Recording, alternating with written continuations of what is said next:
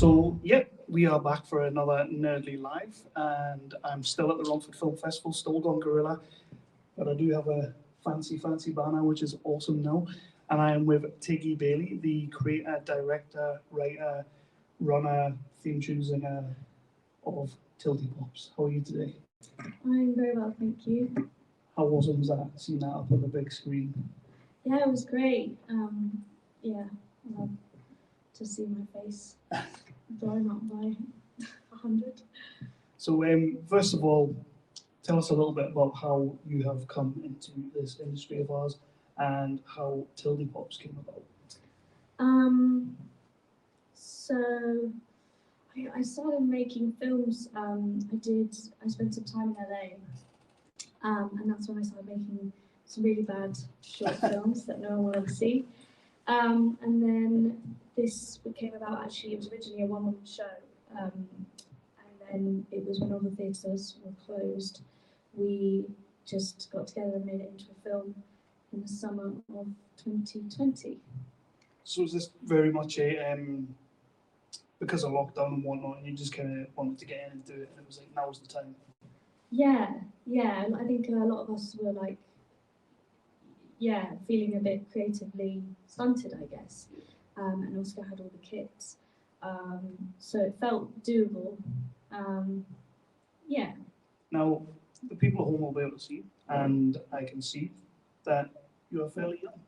So, what made you want to just go for it, and what inspired you to do this? And it's a pretty autobiographical short. So, like, what was it that you wanted to do it for? I think I wanted to, it's semi-autobiographical, and I was interested in showing what it's like to be, I guess, a family member of someone, of having a sibling that's dealing with alcoholism, or kind of whatever it is. I think people respond to it in different ways. So that was kind of what motivated me to tell this story. What was the other thing else? Oh, about being young. I'm not as young as I look. But I won't tell you how old I am. You, as well, putting yourself up on the screen like that, like you say, it's a massive big screen. It's blown up to about ×10 and whatnot. How does it feel seeing yourself up there? Because you've put yourself out there really in this short, and you've not glamorized the role or anything like that. You've kind of stripped yourself back. It shows a lot of effort and passion in your own self-confidence to do that, and you've put yourself out there. Yeah, it's pretty exposing. I'm getting used to it, I think. I've seen the film like so many times now that I guess I'm desensitized to it. But definitely, I do remember like the first couple of showings, like it was not only just that you've created something and being nervous about that, but the fact that it is like my story definitely was scary and is scary. And it's being turned into a feature by Lena Verma. And I think, that's something I'm nervous about. I want to change her name. You're going to be in the feature as well? Yes, nice. Yeah. But yeah, it's the question. It's trying to kind of move it a bit away from me, but also keep that like rawness and honesty. The sort of semi-friend boyfriend in the short. How did you guys go around with that? Because there's a lot of chemistry there. At times it's not supposed to be, but there kind of is a lot there. So how did you go about casting there? Yeah, that's a great question, and a lot to do with Jordan's performance. He's amazing. He just got it. I think we just did self-tapes, asked for self-tapes from drama schools, and he just graduated. And again it was that weird summer where nothing was going on, so he was. He was down to do it and is incredible. I think actually we reshot those scenes, so we had, I guess, a mini rehearsal. Right. So that was nice to kind of, I guess, maybe that helped as well with the chemistry. And how do you? Because obviously, was this filmed through lockdown? It was that summer of 2020. I think there was like a limit on how many people. And how does that affect the filming of the show, and how does it affect how you guys go around what you're doing?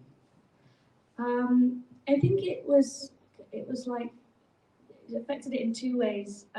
It made it like this very intimate, I guess, kind of magical creative process where we were all just in it because we were passionate about it, and that was amazing. And then it also made it like a dysfunctional mess. So yeah. I like that a lot.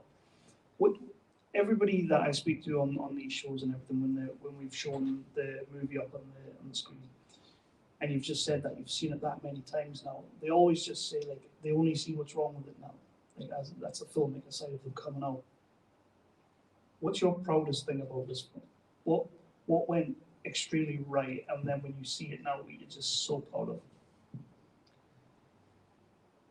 I think I'm really proud of, I guess, some of the aesthetic decisions that a lot was Oscar's kind of vision with the camera. I'm really proud because we had no formal funding that I guess we managed to pull some of those things off, like the underwater shots, all of the travelling shots are just him on his electric skateboard. So I guess I'm really proud that we managed to pull it off. And is it going to be continuing in the festival circuit, or are you? Because I'm assuming it'll have been shown quite a few times now. So you still got long left on the run? Yeah, I think we started submitting around summer last year. So there's a few more, and we've been responding. We're getting responses from quite a few like teen audience programs, which is really exciting. It is one that I haven't shown it yet, but it is one that I've got a 14-year-old. I'll definitely be showing her, and I think she's gonna love it. But so let the people know where they can see it, what festivals it's coming to, and then basically what happens to it after the festival run. I know you're going into a feature, but what will happen to the short? Yeah, so if you want to catch it, I post everything on my Instagram, which is TIGGY Sunrise. I'm sure you'll find it. And it's been turned into a feature, hopefully shooting next year. In terms of the short, I guess it will be put up on Vimeo eventually. As a filmmaker, because you are a filmmaker, as a filmmaker, what other people do you look to that inspire you in terms of people who put things out there, like movies out there? Who inspires you? I guess I'm really inspired by kind of actors who write their own stuff. Mae Martin, Sharon Morgan, Michaela Cole, just like top guys. Yeah, nobody crap. Nobody crap. Tell the people as well, we're going to start wrapping up, but tell the people what's next. Apart from the feature, do you have anything else you're working on that you can tell us about, or anything you hope to do? Yeah, I'm working on, I love dark comedies, so I'm working on a short about a fictional pop group set in the 2000s with a writer, so. Yeah, you've got my number there, I'll watch that, I'll definitely watch that. First of all, we're going to wrap up, but I'm going to ask you a really, really easy question now to finish out with, and that is, what's your favourite movie? It would have to be A View to a Kill, James Bond. Love it. I love James Bond. Okay, never had that one before, but okay. Let the people out there know where they can find you, how they can find you, and where they can find your stuff going forward. So my name is TIGGY Bayley, and you can find me on the social medias. Everywhere. Yeah. Well, I have to thank you for giving us TILDYPOPS and letting us show up on the big screen, because it's a fantastic little show. We all absolutely adored it. It was just like straight away, this is one we're showing. So I have to say thank you for letting us have it, and hope you enjoy the rest of the festival. Thank you. Thanks so much for having me. It's awesome. Thank you.